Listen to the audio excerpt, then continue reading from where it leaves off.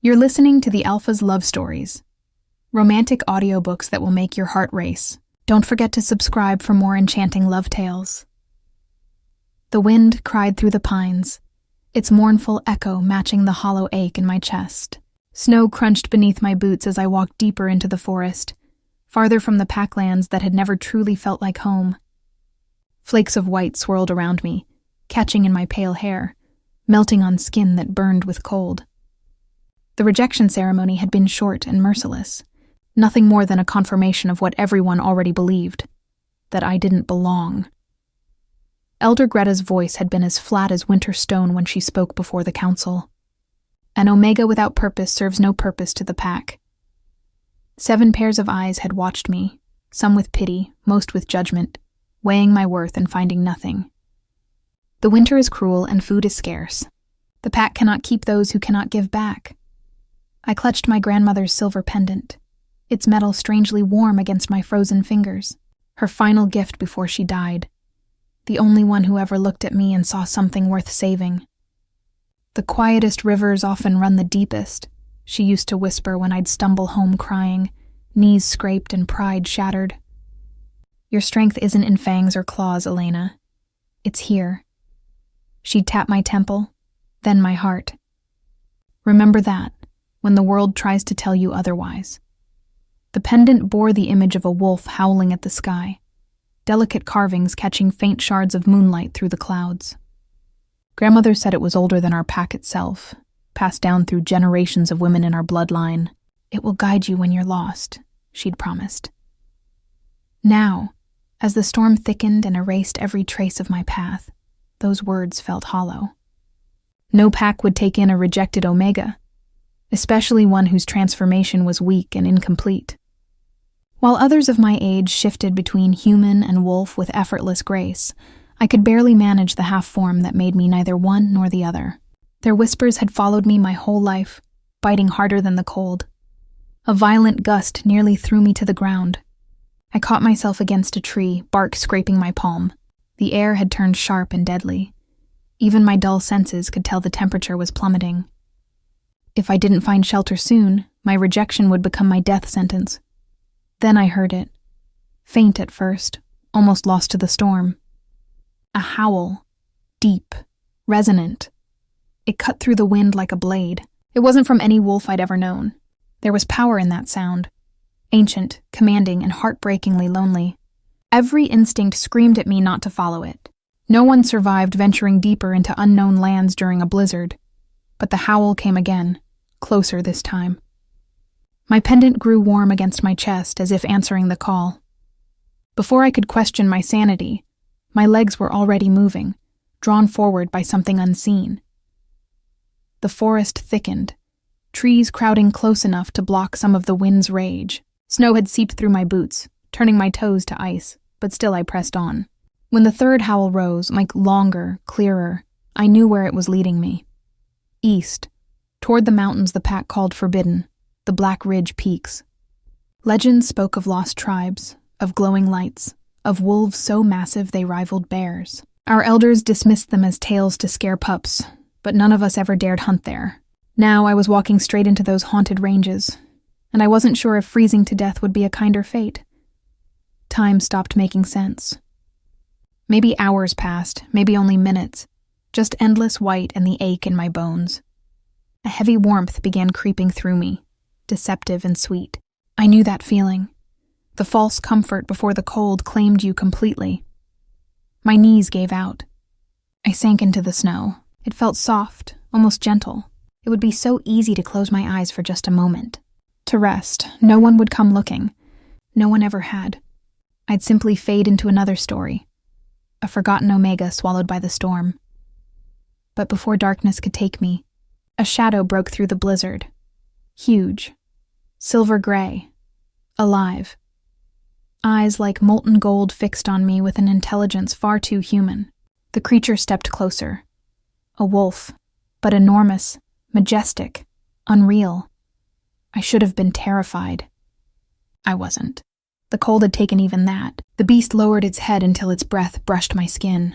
A soft nudge against my shoulder, urging, not threatening. I can't, I rasped. I'm sorry. A low growl rumbled from its chest, not in anger but in insistence. Then it circled behind me, pressing its massive body against mine. Heat poured from its fur, wrapping around me like a living blanket. Carefully, the wolf curled its body around me, shielding me from the wind. Warmth replaced agony. Instinctively, I burrowed into that silver coat, too weak to question why a predator would choose to save me. Logic faded. All that remained was the sound of its steady heartbeat against my back, and the strange sense that I was exactly where I was meant to be. "Thank you," I murmured, barely conscious. The wolf gave a deep rumble that vibrated through both of us.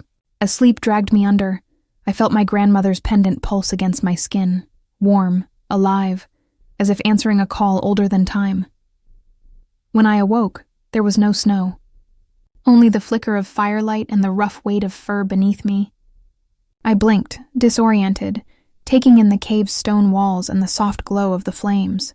Someone had changed my soaked clothes, replacing them with a clean tunic that smelled faintly of cedar and wilderness. "You're awake." The voice startled me. Low, deep, commanding. I jerked upright, regretting it as the world spun. A figure stepped into the fire's glow, and my breath caught. He was tall, impossibly tall, his frame all power and sharp grace. Hair the color of silver moonlight fell to his shoulders, framing a face carved from shadows and strength. But it was his eyes, molten gold, that froze me where I sat. The same eyes I'd seen in the storm. "You should have died out there," he said evenly, not unkindly. "Just truth. That blizzard has taken wolves far stronger than you." I clutched the furs tighter around me, painfully aware of my vulnerability. "Are you—" I hesitated. "Are you the wolf who found me?" Something flickered in his gaze. Curiosity, perhaps recognition. "You remember me," he said, not as a question but a fact. I nodded. How could I not? No one else could hold that kind of power and calm at once. "Thank you," I whispered, "for saving me."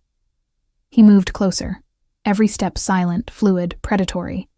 Yet there was no threat in it. Kneeling beside me, he studied me with unnerving focus. "What were you doing in the storm, little Omega? Do you not know these mountains belong to the Silver Crest Pack?" The name struck a chord of fear. The Silver Crest, the pack whispered about around fires, ruled by an alpha so ruthless that even rival clans surrendered land rather than face him. Many said they were myths. Now I knew they weren't. "I didn't know," I admitted, voice cracking. How could I explain the rejection, the humiliation to someone who radiated authority itself? "You were cast out," he said quietly, eyes falling to the pendant at my throat. Recognition flared across his face, quickly hidden. "Your pack rejected you." I looked away, shame burning through me. Yes, when his hand lifted, I flinched, expecting punishment. But instead, his fingers brushed the pendant, light and reverent, as though touching something sacred. "This is old," he murmured. "Where did you get it?" "My grandmother," I whispered.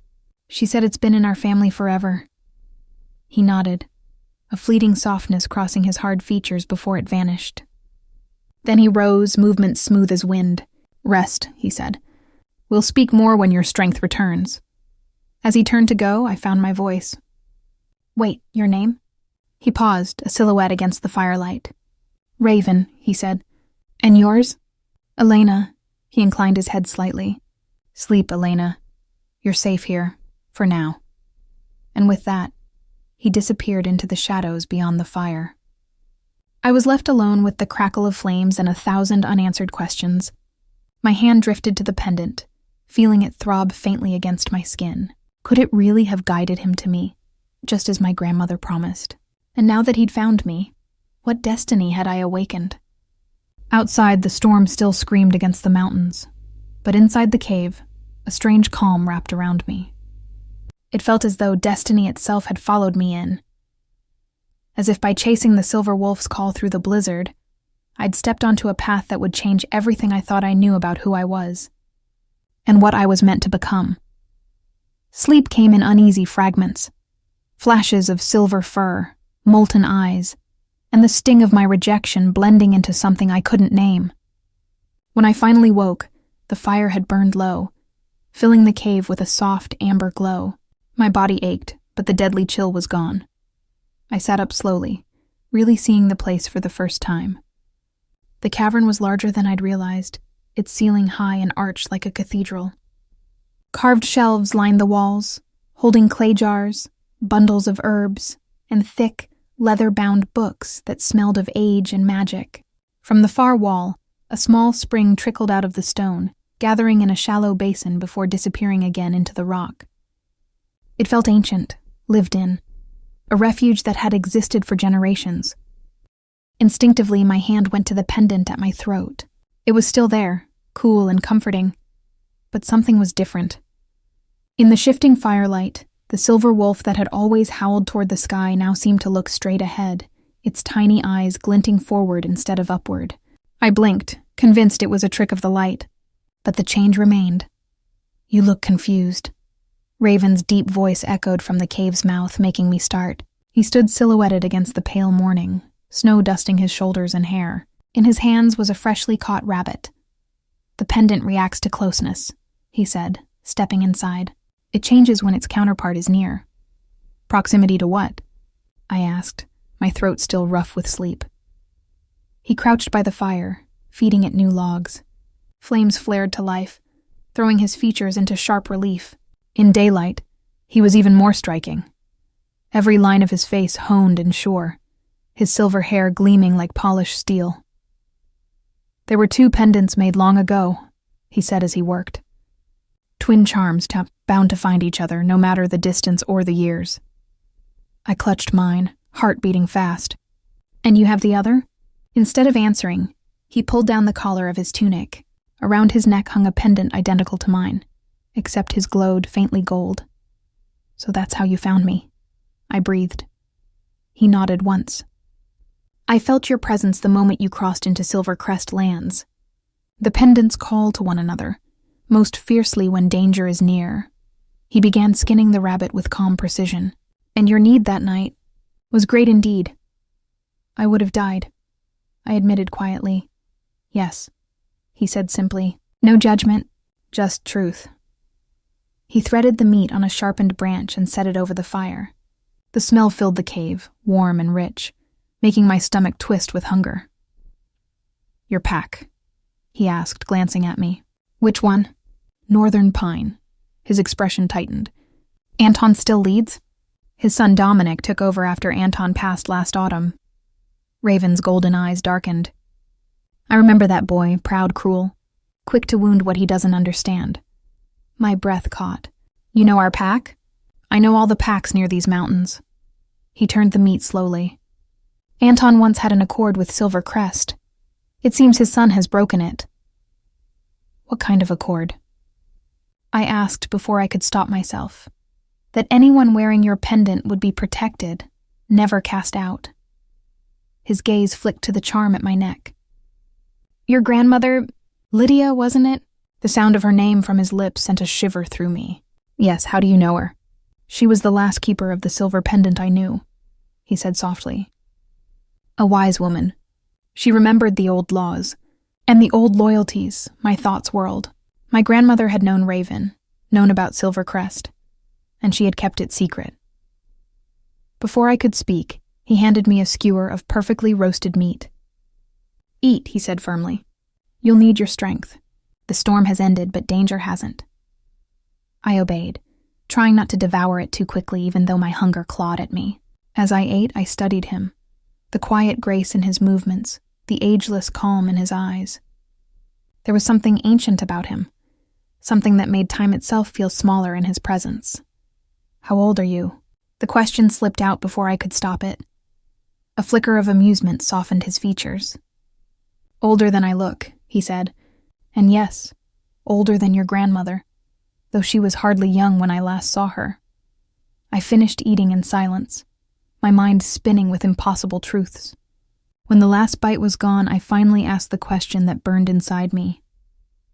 "Why didn't my grandmother ever tell me about you? About what this pendant truly means?" Raven's gaze drifted to the fire. "Because she was protecting you. Knowledge is power, but power draws danger. The Silvercrest has enemies, Elena. Your grandmother knew that keeping you ignorant might keep you safe, at least until the time was right. The time for what? I whispered. His golden eyes met mine, steady and unreadable. That answer must wait. For now, you need rest. Tomorrow we travel to the heart of Silvercrest. My pulse stumbled. Why? I've trespassed, but I meant no harm. I can leave once the snow clears. He shook his head. Leave to where? Your pack has turned its back on you. The winter is deep. You wouldn't last another night. He crossed to a wooden chest near the wall and opened it, revealing neatly folded clothes. Besides, he added, pulling out a small stack, you carry the silver pendant. By ancient right, that makes you one of us, whether you realize it or not.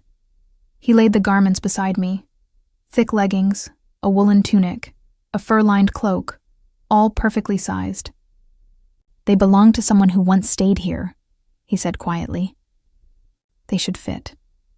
I ran my fingers over the fabric, tracing the tiny embroidered wolves running beneath crescent moons. Thank you, I said softly, but I still don't understand. Why take me to your pack's core?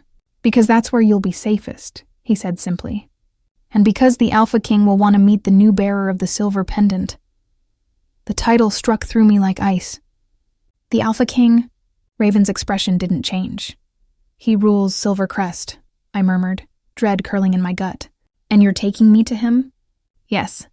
He turned back to his preparations, voice calm and final. Rest now. We leave at first light. That night, while Raven slept across the fire, I lay awake, staring at the shifting shadows on the stone ceiling. Questions circled like restless wolves. How had my grandmother known him? What was the true bond between these pendants? And what would an Alpha King want with a rejected Omega who couldn't even shift properly? My hand found the pendant again. It pulsed warmly whenever Raven stirred, as though their connection was alive, as though it recognized him. Whatever future awaited me, it had begun long before my birth. When dawn came, sunlight spilled softly into the cave. Outside, the world had changed. Snow draped the forest in perfect white, glittering under a sky scrubbed clean by the storm. Raven packed in silence, his movements efficient and sure. I dressed in the clothes he'd given me, startled by how perfectly they fit. How far to Silvercrest? I asked quietly. A day's walk, he said. Less for those who can shift. Heat flushed my cheeks. I can't, not fully. My change is incomplete. Instead of mockery, his gaze held only understanding. A quiet weight that made me wonder what he saw when he looked at me. Raven's golden eyes softened with quiet reflection. The pendant you wear, it sometimes limits the shift in its bearer, he said. It's not a flaw, but a safeguard. Old magic, ancient as the blood that forged it. Even I don't fully grasp its reach. I blinked, startled. You mean, my inability to shift isn't a defect? For the first time in years, a flicker of dangerous hope stirred in my chest. I mean that every part of who you are has purpose, he said, shouldering the pack. Even the parts others taught you to despise. We left the warmth of the cave as sunlight spilled through the thinning clouds. Raven strode easily through the snow, every step sure and silent, occasionally offering a steadying hand when the path grew treacherous. His presence alone cut through the cold. By daylight, the forest no longer looked like a threat. It was breathtaking. Sunlight filtered through ice-heavy branches, scattering tiny rainbows across the white world around us. In another life, in another story, I might have called it beautiful. After a long stretch of silence, I finally spoke. Tell me about the Silvercrest pack. The stories we've heard, are they true? He glanced at me, amused. And which stories are those? That your wolves are bigger than the rest? That you command the storms, speak to the moon? I hesitated, then added, that your Alpha King doesn't age. A rare smile touched his lips. Legends tend to grow with the telling. But yes, Silvercrest wolves are different, stronger. Our bond with the moon runs deeper, our transformations more complete. He paused, eyes gleaming in the morning light. As for immortality, no. But time does move differently for some of us. Long lives, not endless ones. And the Alpha King? I pressed. He gave a quiet, unreadable chuckle. Complicated. That was all he offered, and somehow it said enough. The landscape began to change the farther we went. Trees thickened and stretched skyward, their trunks wider than houses. Now and then, flashes of fur and movement glimmered through the distance, glints of eyes watching from the shadows. I realized with a jolt, we were being followed. Your people? I whispered. Raven nodded. They know we're coming. By midday, the forest gave way to a sprawling valley cradled between mountain peaks. At its center stood something I could only describe as a hidden city. Stone dwellings built into cliff sides, smoke rising from countless chimneys, wolves lounging in sunlit clearings or patrolling the edges. It was alive, wild, grand. I stopped, awestruck. Northern Pine's humble cabins could never compare. This is the heart of Silver Crest, Raven said, watching me closely. Words failed me. Home, he finished softly. And perhaps now, yours. As we descended, movement rippled through the settlement. Conversations hushed. Every eye turned toward us, toward me. Their gazes burned with curiosity, suspicion, reverence. Whispers followed like wind through grass. She wears the silver. Raven found her. A tall woman with deep auburn hair and the steady confidence of command approached. Her amber eyes studied me, sharp yet warm.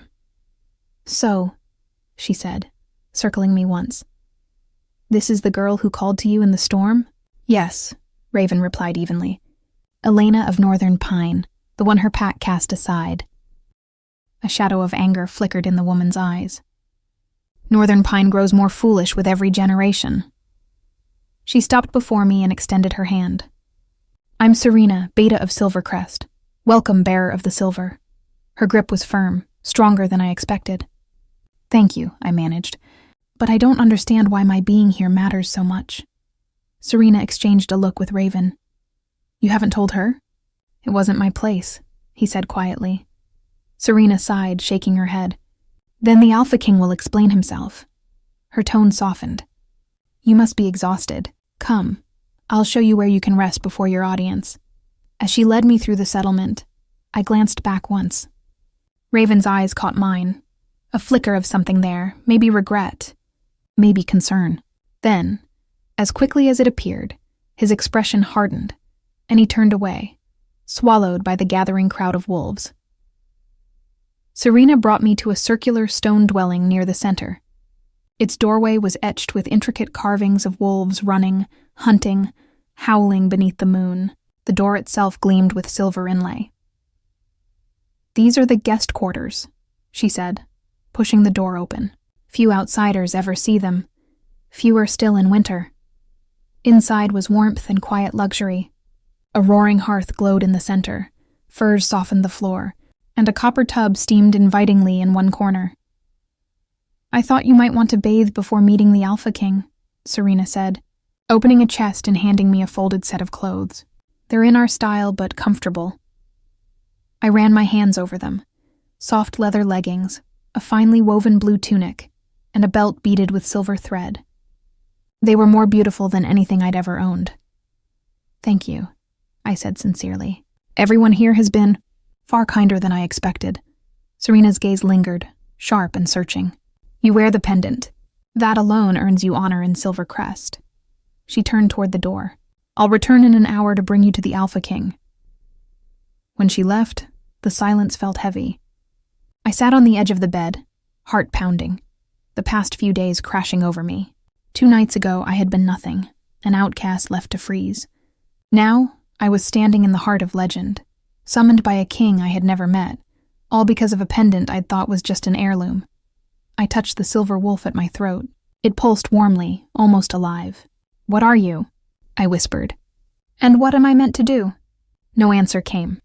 The bath was bliss, heat sinking deep into my bones, washing away grime and fear alike.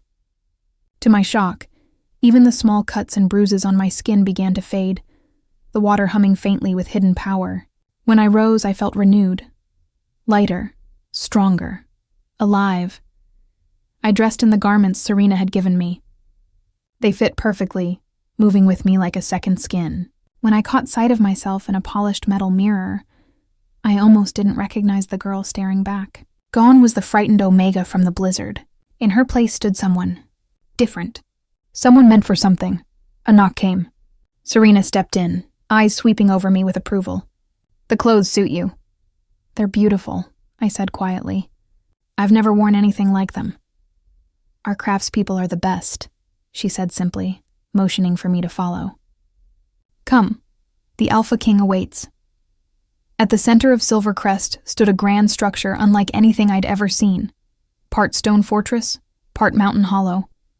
It seemed the earth itself had been persuaded to rise and shape its halls. Wolves, both human and beast, guarded the entrance. Enormous, silent, watchful. Inside, the air smelled of cedar and smoke.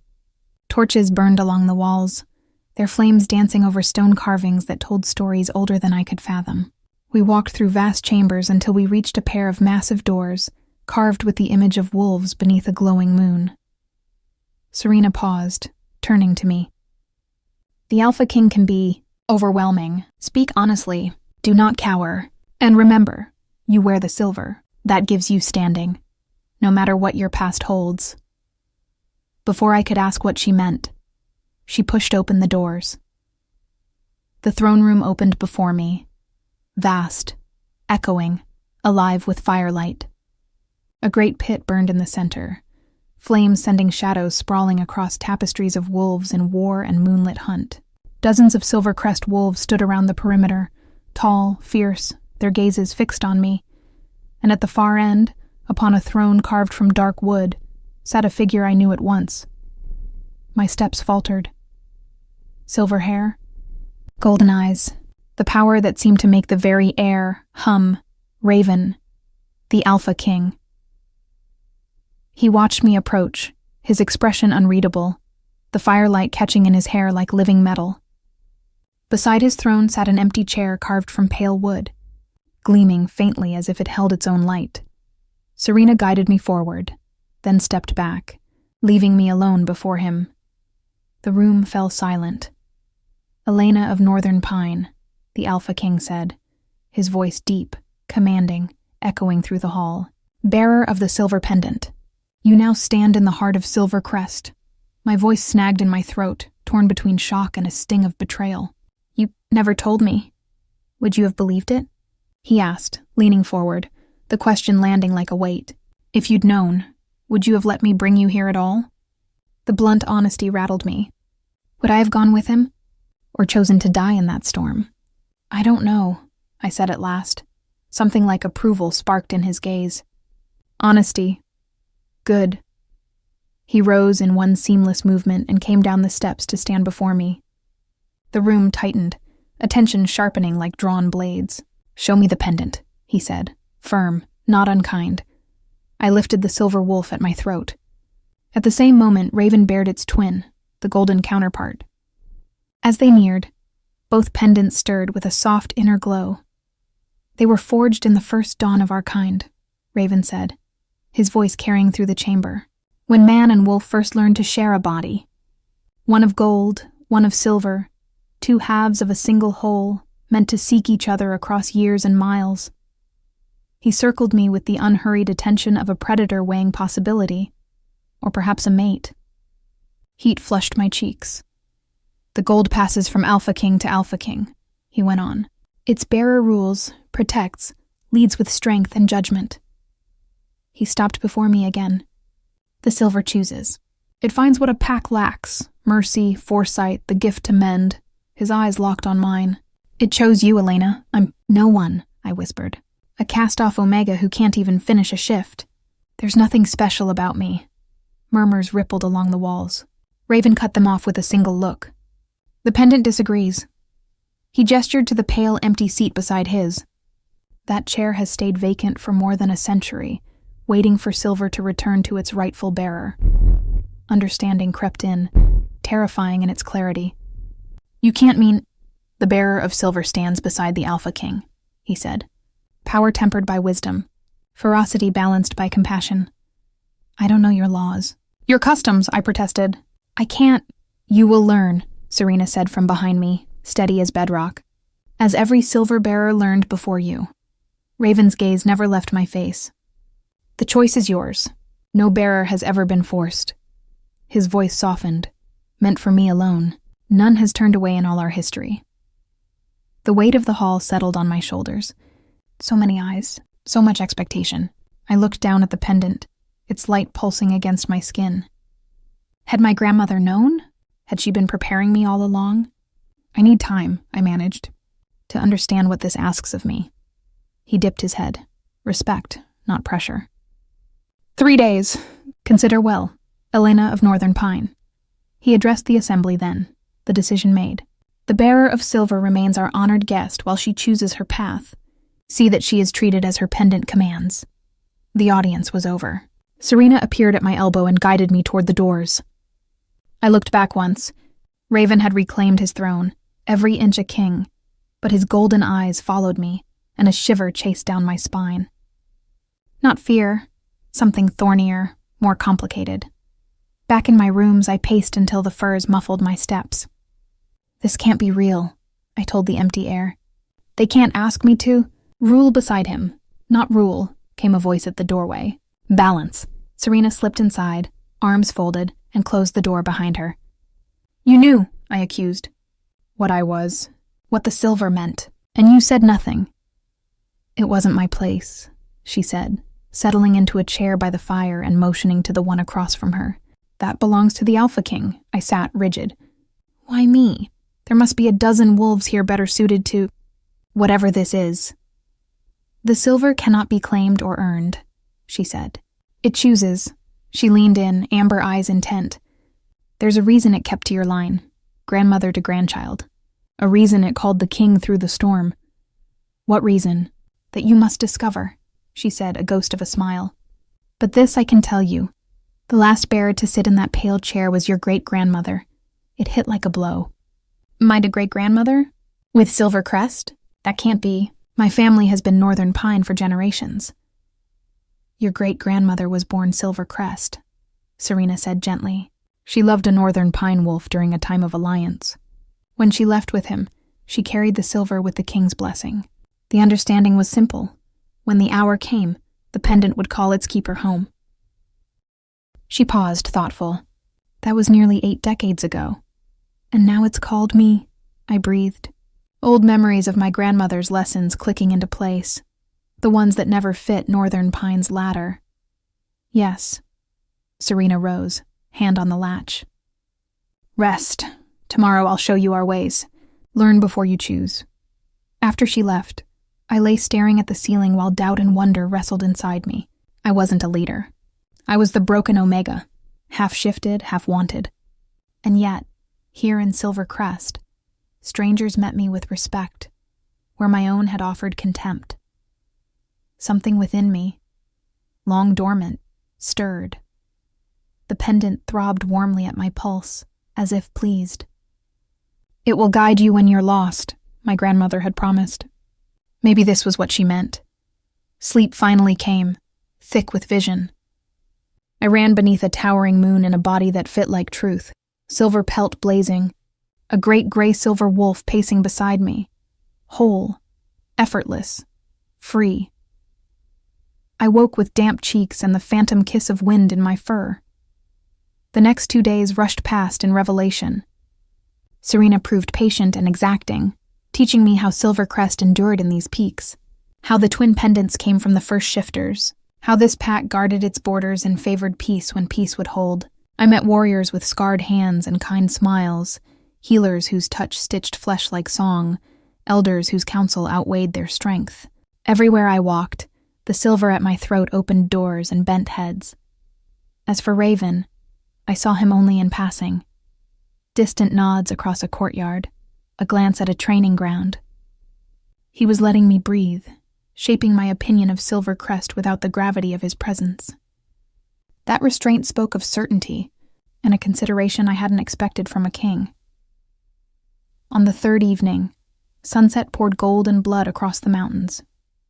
I wandered to a quiet clearing, brushed snow from a fallen log, and watched day die into embers. Have you chosen? His voice came from behind, deep enough to live in. I didn't startle. Somehow I'd felt him before he spoke. He joined me, facing the same burning horizon. I'm not what you need, I said softly. Not what anyone imagines the silver bearer to be. And what do they imagine? Someone strong. Someone who shifts without effort. Someone worthy of that empty chair. Strength wears many faces, he said. He sat beside me, close enough that his warmth cut through the cold. As for shifting, has it occurred to you that struggle might not be a flaw, but a different design? I frowned. Different how? Silvercrest lives on balance, he said. Human and wolf, might and insight, the seen and the unseen. Some of us lean toward the wolf, others toward the human. Neither is wrong. His eyes met mine and held. The bearer of silver has long walked more in the human realm. It lets them notice what the alpha, drowned in instinct and power, might miss. The thought struck like lightning. My half-shift, not a defect, but a counterweight to his deeper wolf. Northern Pine had worshipped teeth and muscle, discarding everything else. And if I say yes, I finally asked, voicing the question that had hunted me for 3 days. What would you ask of me? You would share my counsel as an equal, he said. Offer clarity where mine blurs with fury or tradition. Settle quarrels where words can win what claws cannot. Learn our lore and help keep it, and his expression softened, just enough to change the air. You would never be alone, nor unguarded again. The promise touched the loneliest part of me, the girl who had walked into a blizzard with nothing. I looked at the pendant, its light steady as dusk bled into night. I'm afraid, I whispered. Afraid I'll fail you. Fail them. Fear is wisdom when danger is real, he said quietly. Only the foolish feel none. His hand covered mine for a heartbeat, heat racing up my arm. I have ruled a century without my counterpart. Gold without silver is a moon without a sun, still bright, but incomplete. The last light slipped behind the peaks. In the hush that followed, I chose. Not for him, not even for the pack that had shown me kindness, but for the self I might yet become. Yes, I said. I'll stay. I'll try to be what Silvercrest needs. The relief in his gaze was so deep it startled me. Raven, the formidable Alpha King, had truly wanted, perhaps even needed, my yes. Then come, he said, rising and offering his hand. Tonight we tell the pack. Tomorrow your real training begins. When my fingers met his, gold and silver answered as one. The pendants flared, washing our faces in soft light. For one breathless instant, something older than words linked us. Two halves of a power finally reunited after a long divide. Whatever waited ahead, I knew then that chasing the silver wolf's cry through the storm hadn't been panic or chance. It was fate. I expected a stiff formality. Instead, my decision ignited a celebration that swept the settlement like wildfire. Bonfires roared. Long tables sagged under feast and drink. Music threaded the air, haunting tones from instruments I couldn't name. Voices weaving harmony that raised gooseflesh along my arms. They're celebrating. Me, I whispered to Serena as we stood at the great hall's threshold. They're celebrating balance restored, she said, her amber eyes bright with firelight. Silver has been absent from our council far too long. She pressed a warm, sweet cup into my hands. Welcome home, Elena. Enjoy it. Home. The word landed heavy and right. Northern Pine had never settled inside my bones, not even before the rejection. There I'd been the misfit, the half-shift, the omega who asked why. Here, the very things that set me apart were treated like gifts. Pack members came in waves with congratulations and small offerings, carved tokens, scented bundles of herbs, beadwork that mirrored the silver on my new belt. Their reverence embarrassed me even as it sank deep. They've waited a long time, came Raven's voice behind me. He had traded his usual dark leathers for ceremony. Midnight blue tunic stitched in silver. Black trousers, a cloak lined in pale fur that echoed his hair. The gold pendant burned softly against his chest. I don't know how to thank them, I admitted. You don't need to, he said, scanning the revelry. Being here is enough. As night thickened, the music grew more primal, the dances more untethered. I stared, spellbound, as some shifted mid-step, human to wolf and back again, seamless as breath. Why don't you join them? I asked when Raven declined yet another invitation. The Alpha keeps apart at gatherings, he said. Watching, guarding. That sounds lonely. Something flickered in his eyes. Surprise, maybe. At times, he allowed. But necessary. Is that why you need a bearer of silver, so you're not alone in it? His mouth tipped at one corner. Direct, another silver trait. He weighed his words. The Alpha makes hard choices for the whole. Choices that isolate. The bearer of silver is the bridge, between me and the pack, between what's been and what should be. I looked again at the celebration, and beneath the joy I saw the lattice, ranks, loyalties, frictions. A web, and I help you read that web. You help all of us read it, he corrected. Your different vantage point is the point. You notice what centuries of habit can blind us to. The responsibility still loomed, but it no longer felt like a cliff edge. Maybe it was the welcome I'd received, or the quiet confidence in Raven's voice when he spoke of my place. When the moon crowned the sky, the revelry crested. The largest wolves, the elite fighters, stepped into the clearing. One by one they lifted their voices in a layered howl that rolled against the mountains. Beside me, Raven straightened, something shifting in his stance. He moved into the open, the crowd peeling back to let him through. What is it? I asked as Serena appeared at my elbow. The moonrite, she murmured. Ancient and rare, her eyes found mine. You should stand with him. Panic climbed my throat. I can't. My shift. This isn't about shifting, she said gently. It's about standing as his equal. She nudged me forward. Go. I walked the parted path on unsteady legs, eyes fixed on Raven's tall figure. He turned as I reached him and extended his hand, a silent question.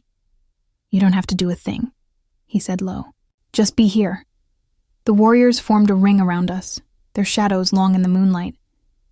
Heads bowed in unison, a gesture I knew now as respect and offering. Then the howling changed, no longer wild celebration but a woven cadence, almost a hymn.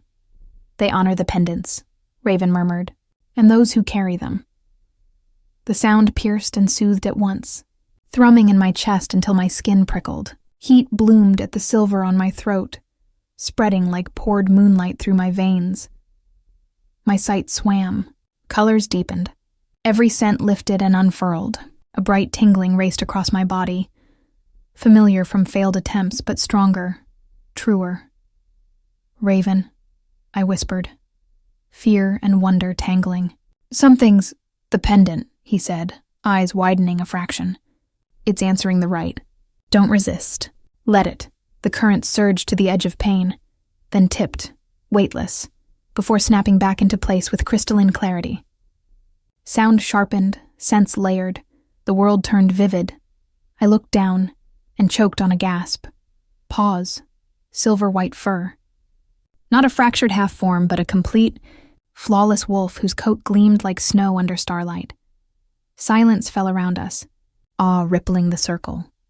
Raven shifted too, the massive silver-gray wolf from the storm stepping toward me with pride blazing in golden eyes.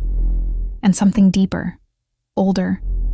He lifted his head and let loose a call of triumph and welcome that shook the air. Voices joined one after another until the valley sang. And from somewhere inside that new right body, my own voice rose, clear and high, twining perfectly with Raven's darker note. In that braid of sound, beneath the full moon, I felt the last missing piece slide into place. Belonging. Worth. Wholeness. The shift eased away as naturally as breath, and I stood human again beside Raven, both of us dressed in night and firelight.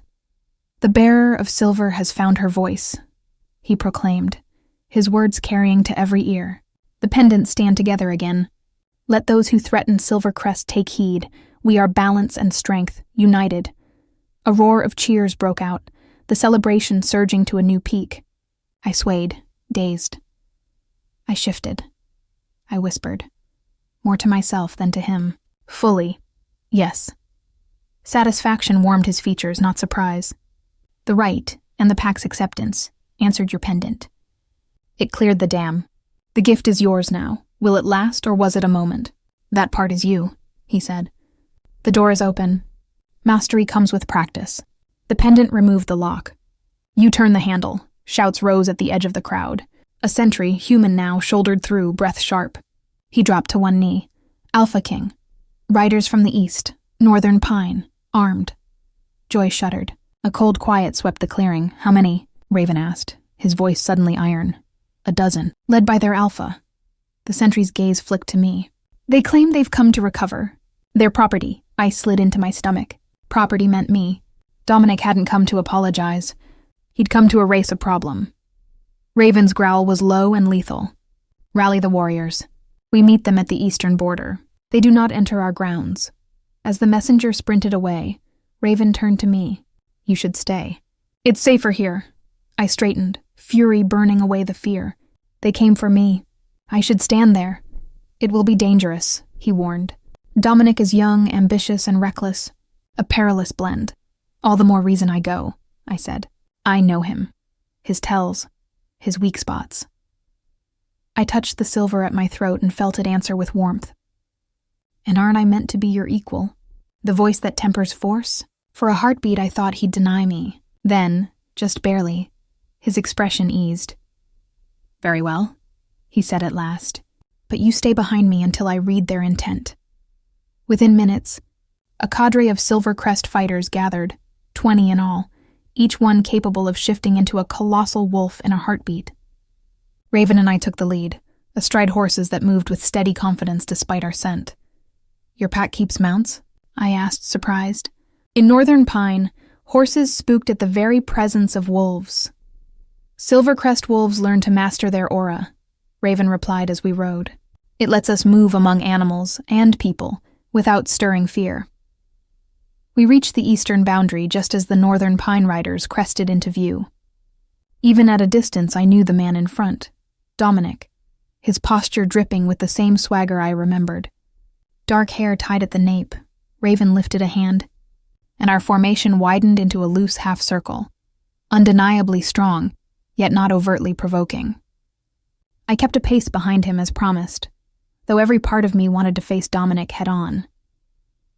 The Northern Pine wolves slowed, clearly rattled by how many and how massive our warriors were. Dominic's gaze scanned our line, catching on me for a fraction before he schooled his features. Alpha King of Silver Crest, he called, voice carrying over the snow. I demand the return of Northern Pine property, a rejected Omega who fled our lands. Raven's answer came mild as winter glass. I see no property here, only the bearer of the silver, a wolf under Silvercrest protection by ancient covenant and by her own will. Dominic's eyes cut to the pendant at my throat and sharpened. That trinket is Northern Pine's, as is she. The pendant belongs to no pack, Raven said, voice hardening. It chooses its bearer. And as for Elena, you cast her out. Your claim ended the instant your counsel spoke the words. A judgment I have revisited, Dominic replied silk smooth. The council acted hastily. We've come to take her home. The lie was so thin I almost laughed. Northern Pine never wanted me, unless they'd sniffed out the truth of the pendant. I urged my horse forward despite Raven's warning glance. You rejected me before the entire pack, I said, my voice steadier than I felt. Called me useless, a burden. Why the sudden warmth, Dominic? Did you hear something? About my grandmother's trinket? Surprise flickered, then vanished. Your place is with your birth pack, Elena. Whatever tales these wolves are telling the truth, I finished. Truth my grandmother withheld from your father and from you. About Silvercrest, about the pendants, about my bloodline. I touched the silver wolf at my collar. This has been in my family for generations, carried from my great-grandmother, born Silvercrest. Murmurs rippled through the Northern Pine line. Dominic clearly hadn't shared that detail. Silvercrest or not, you were born Northern Pine, he pressed, but with less fire. Your place is with us. My place, I said softly, is where I choose. I choose Silvercrest. Raven brought his mount alongside mine, immovable as a wall. The bearer of silver has spoken. She remains with Silvercrest, as is her right, unless you mean to contest that right by force. A clean challenge. And one Dominic couldn't take without inviting a war he would lose. I watched pride wrestle with survival across his face. "We hold no quarrel with Silvercrest," he said finally, the words tight with swallowed rage. "If Elena abandons her birth pack, so be it." His gaze slid to me, cold as a blade. "Remember this, Omega. Choices carry prices. Blood remembers debts." "I know the cost of loyalty," I answered, thinking of the years I gave a pack that discarded me in a heartbeat. "Better than you think." His jaw clenched. He said nothing more. With a sharp motion, he wheeled his horse and his riders followed him back into the trees. Only when the forest swallowed them did I let out the breath I'd been holding. "He'll return," I murmured. "Not today, perhaps not soon, but he won't let this go." "When he does, he'll find Silvercrest prepared," Raven said, eyes still on the tree line. "And its bearer of silver stronger than she is now." We rode for home, the pendant warm against my skin. For the first time in my life I had stood my ground, against Dominic, against Northern Pine, against every dismissive voice. And I hadn't stood alone. My pack stood with me. The exhilaration rivaled the full shift, a different metamorphosis, but just as profound. That night, the festivities surged anew, celebrating not only my acceptance, but our firm defense of our own. I slipped away to the edge of the settlement, where the stars burned clear and the bonfires were only distant glow. "Second thoughts?" Raven's voice drifted from behind. I shook my head. "No, just taking it in. 4 days ago, I walked into a blizzard with nothing ahead of me. Now I'm supposed to help lead one of the strongest packs in the region." "Supposed to learn how to help lead," he corrected gently. "No one expects mastery overnight." "Except maybe Dominic," I said with a crooked smile. He seemed to think I absorbed enough power in a few days to be worth reclaiming. Raven's expression cooled. "He views the pendants as trophies to wield, not duties to uphold. That error makes him dangerous." He tipped his face to the sky. "The pendants aren't weapons. They are reminders. Of balance. Of the oath between human and wolf that birthed our kind." I studied his profile in moonlight. The set of his jaw, the proud line of his nose, eyes holding centuries. "You've carried that weight a long time." "Too long by myself," he admitted quietly. "Gold without silver is rule with half the needed wisdom." "And now you're stuck with me," I tried to joke. "An Omega who only just learned to shift and barely knows your history." His gaze found mine, unexpectedly warm, not stuck, blessed. "The pendant chooses well, Elena. It always has."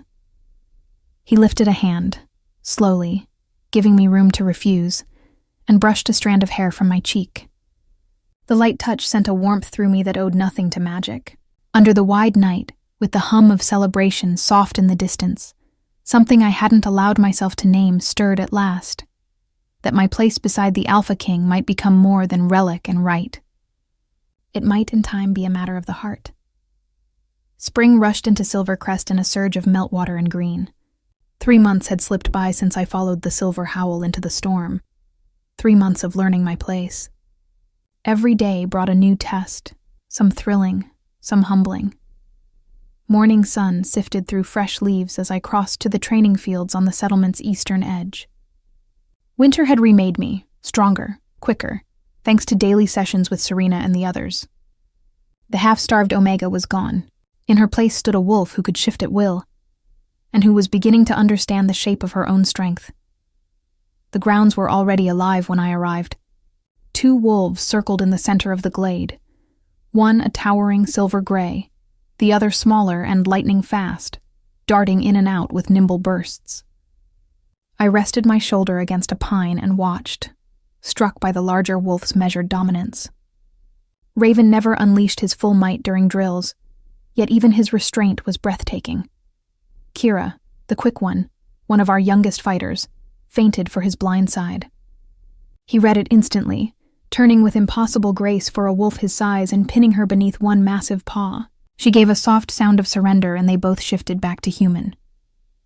"Improved," Raven said, offering Kira a hand up. "You're planning 3 moves ahead now." Make it 5. Yes, Alpha, she replied, brushing dust from her training clothes. She spotted me and flashed a grin. Elena, back for another taste of dirt? I've met my quota this week, I teased. Just watching today. Raven's golden eyes met mine across the clearing. 3 months of living and working side by side hadn't dulled the way those eyes affected me. If anything, it had sharpened it. Council at midday, he reminded me. Envoys from Eastern Valley arrive soon. I'll be there, I promised. Diplomacy had become a regular part of my duties, what Raven called my human-side strengths. Where he projected power and certainty, I offered alternatives and empathy. Together, we were forging alliances stronger than any Silvercrest had held in generations. As Kira jogged off to the next drill, Raven crossed to me with the same fluid economy he possessed in wolf form. You're up early, he observed. Restless night, I said lightly, unwilling to confess the dreams. Golden eyes, silver fur, threads tugging deeper than pack bonds. Wanted to catch the cool air. Spring feels miraculous after that winter. First winters here can seem endless, he agreed, falling into step as we walked the perimeter. You've adapted well. High praise from the Alpha King, I teased, though the warmth of it settled in my chest. Raven rationed compliments that made them precious. Earned praise, he corrected. His fingers skimmed mine, a touch casual to any onlooker, but it sent a bright current through me. Those brief contacts had multiplied, a steadying hand at my back during council, fingertips lingering when passing a scroll, shoulders touching as we studied old texts late into the night. We hadn't named it, this growing heat, not with my role still so new, but I felt his awareness of me, like my own of him, in the way his gaze found me. The stance he took when threats whispered. The seriousness with which he asked my counsel even where tradition made his word law. Will you take the border run this afternoon? He asked as we completed our circuit. Lucas found strange tracks near the western ridge. Nothing urgent, but worth a look. Of course. I welcomed any excuse to learn the contours of our land. After the council, he said, then glanced at the climbing sun. I'll finish this rotation. Serena asked for you at the healing lodge. The new poultices, I remembered. I'll go now. As we parted, I felt his gaze like a cloak at my back. 3 months ago, such scrutiny would have made me small. Now it felt like protection, like finally being seen. The healing lodge stood near the settlement's heart, a round house of stone and timber capped by a domed roof that held and circulated the scented smoke. Inside, lavender and sage braided the air. Shafts of light from the skylights gilded Serena's work table where she sorted dried leaves.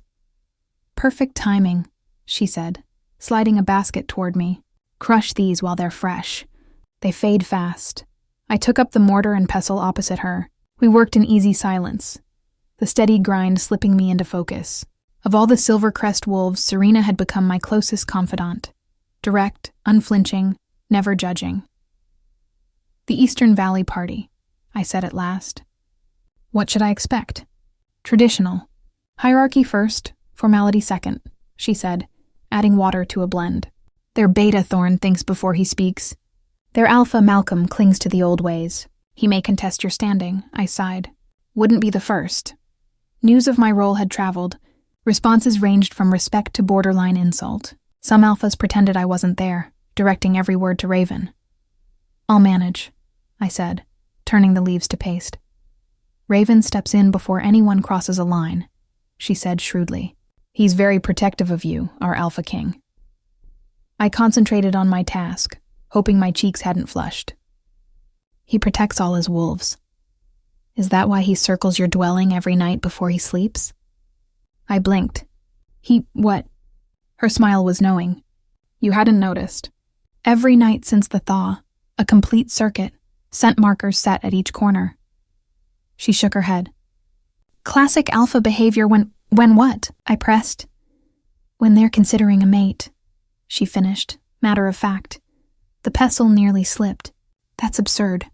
He's the Alpha King. I'm just the bearer of silver. His equal, she cut in. By law and tradition. The only wolf whose rank mirrors his. She took the mortar, satisfied with the paste. It's not uncommon.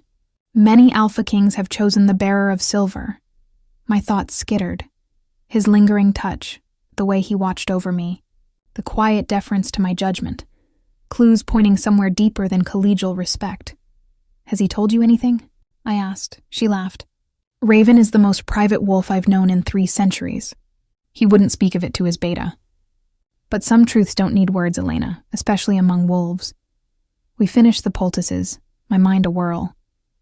Could Serena be right? And if she was, what did I want? By midday, I had settled enough to face diplomacy. I changed into formal dress. Deep green wool stitched with silver thread, black leather leggings, the pendant bright at my throat.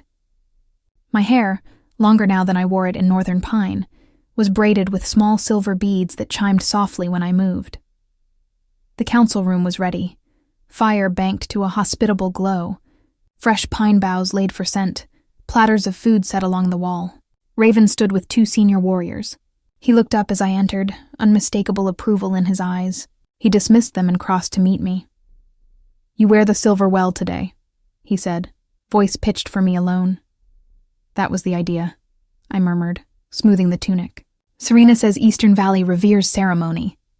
They do, he said, though I expect Malcolm will be too offended by your presence to notice your embroidery. That bad? Old school, he said lightly. Thinks female wolves should always stand beneath the alpha, regardless of skill. A hint of a smile tugged at his mouth. You're going to unsettle him. Can't wait, I said dryly. Be yourself, Raven advised. Your strength isn't in imitating an alpha's stance.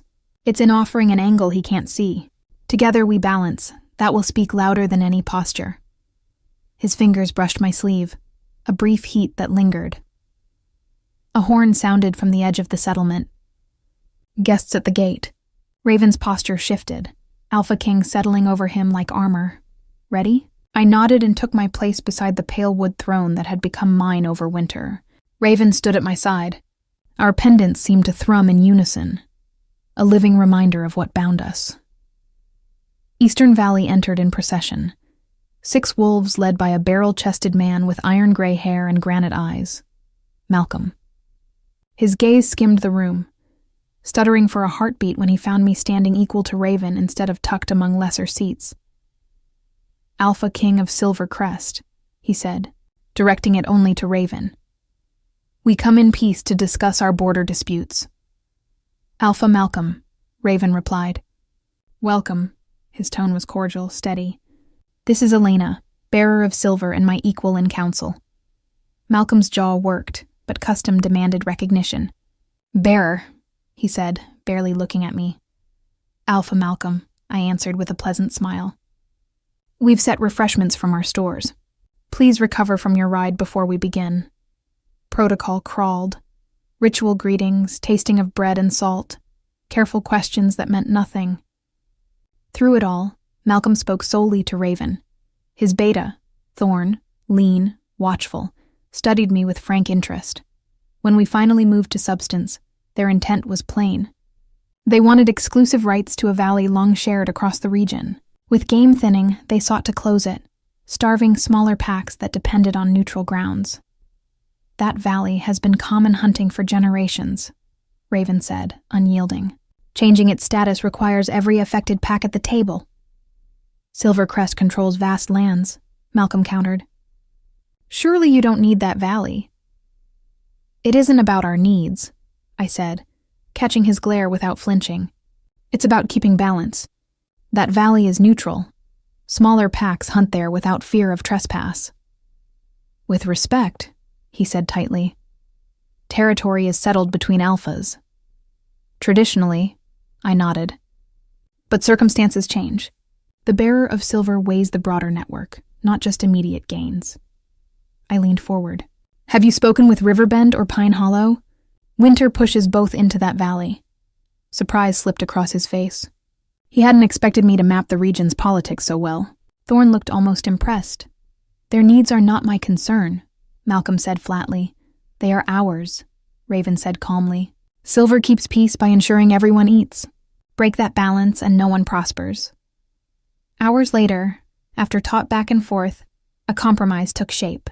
Eastern Valley would gain expanded access in the northern third. In return, they'd open one of their closed grounds to smaller packs during spring. As we sealed it, Malcolm addressed me at last. For a newcomer, your grasp of these ties is unexpected. I dipped my head. The bearer of silver must understand the whole weave, Alpha Malcolm. My duty is to hold the viewpoints others might ignore. Unusual, he conceded grudgingly. Perhaps not without worth. From him, that was near praise. As they prepared to leave, Thorn approached while Raven sought a formal farewells. You've changed him, the beta said quietly, nodding toward Raven. Those of us who've known the Alpha King for generations can see it. Changed him how? I asked. He was always strong, but distant. Alone too long. That coldness is gone. He listens differently now, entertains answers he once dismissed. He bowed slightly. Eastern Valley will honor this pact, bearer of silver. We'll remember it was forged by your wisdom as well as his strength. Sunset emptied the chamber. I sank into my seat, the strain of the day catching up with me. You handled it well, Raven said, settling beside me. Malcolm doesn't impress easily. You didn't seem surprised when he bent, I said. He smiled, rare and warm. I've watched you win over doubters for 3 months. Your gift is listening until the hinge appears, and opening the door. His eyes held mine. It's as valuable as any blade. The patrol moved to morning. Negotiations had eaten the day. Night deepened, and Serena's earlier confession rattled in my head. Raven circling my home each evening. I needed air. The sacred pool lay at the mountain's base, veiled by old pines. By custom, it was left for quiet souls to think. Tonight I needed that quiet like breath. Steam curled off the surface, silvered by moonlight. I folded my clothes on a flat stone and slipped into the heat. It unwound knotted muscles I hadn't realized I carried. I let my eyes fall shut and drifted. 3 months ago, I was a cast-off Omega. Now I stood as the Alpha King's equal, respected by allies, cherished by my own. The shift still felt impossible, except that it was real. And then there was Raven, the wolf who found me in the storm, the one who knew the pendant when I did not, who met my questions with patience, even when they pressed against centuries of custom, whose gaze had grown warmer by degrees, whose touch lingered longer each time. The pool is for reflecting, not drowning in thoughts, came his deep voice from the trees. I started, sinking a little deeper into the water. Raven, I didn't hear you. He lingered at the edge, courtesy in every line. If you want to be alone, I'll go. Stay, I said, surprising us both. He moved slowly, as if leaving me room to change my mind, and set aside his tunic and leggings without leering, eyes averted from my half-submerged shape. Moonlight glazed his skin and the pale scars that mapped centuries. We kept distance, the pool wide enough to share without forcing nearness, and let quiet hold us, water lapping, an owl calling somewhere above. Serena told me something, I said at last. Oh? His tone was neutral, but his shoulders tightened the slightest degree. She said you walk the edges of my home each night. Mark the boundary. He met my eyes, unashamed. Yes, why? At first, protection, he said after a breath. Northern Pine's threats weren't idle. Dominic still smolders over your choice. And now? I asked. His gold eyes caught mine, heat threading the space between us. Now it's more than that. Because of the pendants? I pushed. Because tradition binds us? The pendants brought us into the same orbit, he allowed. But what's grown since... He moved closer, the water warping the line of his shoulders. That has nothing to do with gold or silver or duty. My heart leapt. Then what? You, he said simply. Your nerve, your mercy, the way you call me out when I'm wrong, the way you find paths where I see only walls. Another quiet step through the water. You brought life back to Silver Crest after years of mere endurance. He was near enough that his warmth had its own gravity. For a century I've worn the crown, respected, obeyed, and utterly alone. Until you followed that howl. I didn't know it was you, I whispered. The pendant did. His hand rose, hovering near my cheek without presuming. The pendants brought us together, Elena. What we become, that's ours to choose. I leaned into his palm, heat blooming under his touch. And what do you choose, Alpha King? I choose you, he said, voice dropping to a velvet rumble that sent shivers racing over my skin. Not the title, you, as my equal, my counterweight, my mate, if you'll have me. The last thin wall between us dissolved. I stepped into his arms, the pool swirling as he gathered me close. My hands slid to his shoulders, his skin hot and smooth beneath my fingers. I choose you too, I murmured at his throat. Not the crown, Raven. The wolf who found me when I was lost, who saw strength where others swore there was none. His mouth met mine, tender at first, then blazing, centuries of solitude igniting against months of slow-burning want. Between us, the pendants warmed, gold and silver pressed to skin. When we finally parted, breathless, the night seemed brighter, sharpened. The pack must be told, he said softly, resting his forehead to mine. There will be a rite, more tradition? I teased, tracing his jaw. Some traditions, he murmured, kissing my palm, deserve to endure. We walked back hand in hand, night air cool on damp skin.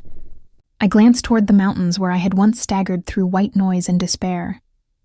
That path, which had felt like blind chance and panic, had actually led me home. The rejected Omega who followed a silver Howl, never knowing he was a king, had also found herself.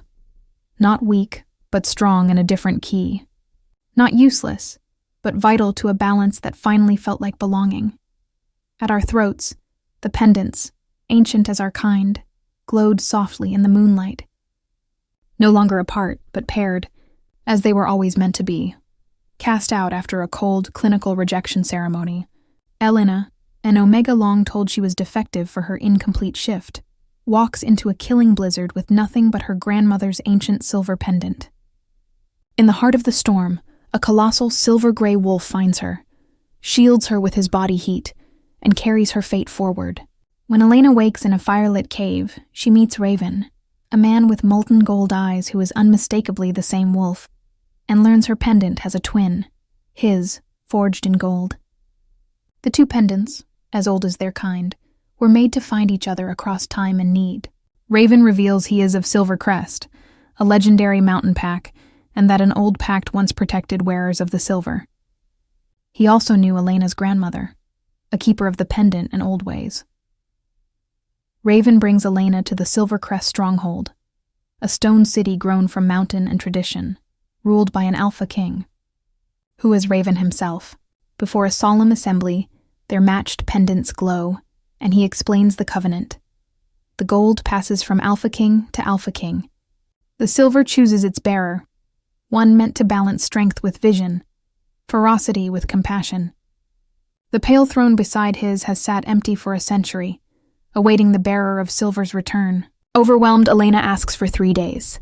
In that time, Serena, the pack's beta and healer, shows her Silver Crest's customs and history, and quietly reveals Elena's great-grandmother once sat where Elena is now asked to stand. Belonging begins to stir where shame once lived. At the moon ceremony, surrounded by howling warriors and the hum of old magic, Elena's defect proves to be a seal. Not a flaw, the pendant's power and the pack's acceptance unlock her full shift. She becomes a sleek silver-white wolf, and her answering howl braids with ravens in perfect harmony. Their triumph is tested at once by the arrival of Dominic, Northern Pine's young alpha, who demands Elena back as property. With Raven's support, Elena refuses, choosing Silvercrest and her own agency. Dominic retreats with a threat that promises future trouble, but Elena stands taller for having faced him. Seasons turn. Elena trains hard, learns diplomacy, and beside Raven, forges fair treaties, most notably with the rigid Eastern Valley Alpha, Malcolm, by defending shared hunting grounds and championing smaller packs. Thorn, Malcolm's beta, notices a change in Raven. The distance of rule is thawing into a leader who listens for balance. Meanwhile, Serena hints at what Elena senses. Raven's protection has become personal. His nightly patrols of her home are the quiet language of a courting alpha. At the sacred hot spring, beneath moon and pine, truth surface. Raven speaks plainly. The pendants drew them together, but what they choose to be is theirs. He asks not for duty, but for Elena, equal counterweight mate. She chooses him in turn, not as title, but as the wolf who saw her worth. Hand in hand, they return to a home that finally feels earned. The gold and silver pendants glow side by side, two halves reunited, signaling a future where power and compassion are braided, where a once rejected Omega becomes the balance of a king, and where destiny is less a decree than a choice made together.